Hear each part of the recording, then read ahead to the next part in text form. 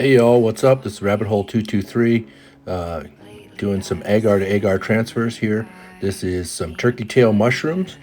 I'm trying to show you here that it says TT1 and the date. That's how I keep track of my batches. I actually have a logbook I put things in also, but just a simple, quick ID on there. And then I was pointing to the tape there that I'm going to put on this one when it's done. The white tape actually works better. You can read it. I mean, I can read the blue in person. And you'll notice that this is a little sloppy. I'm taking the lid off, but it's the only way to get a good video angle. I've tried taking this video probably a dozen times now. And for some reason, this one just did not want to come out of there.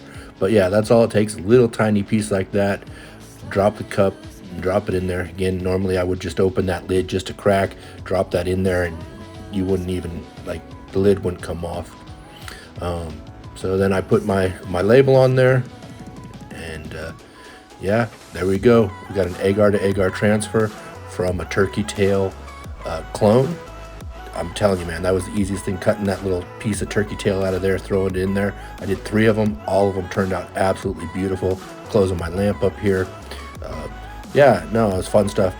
As a side note, I thought I'd show some other plates. I bought these plates online, pre-made agar, and then I was making some Uncle Ben's rice bags for Pepino, and I had a problem that I forgot to put some spores on agar to get a culture so that I can, use some agar later and reproduce it.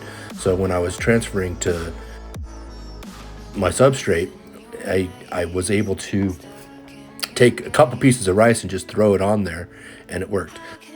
See, that first one had a little bit of mold starting. It just started before I did the cuts earlier. They were perfect. This one was a plate that I've been showing a couple times now that I thought I had a bad spores on there. I thought it was bad. I was like, oh man, this sucks. And about 2 weeks later, it just started showing up, and it's nice and clean. As you can see, I pulled a few off there, did an agar to agar transfer for those also.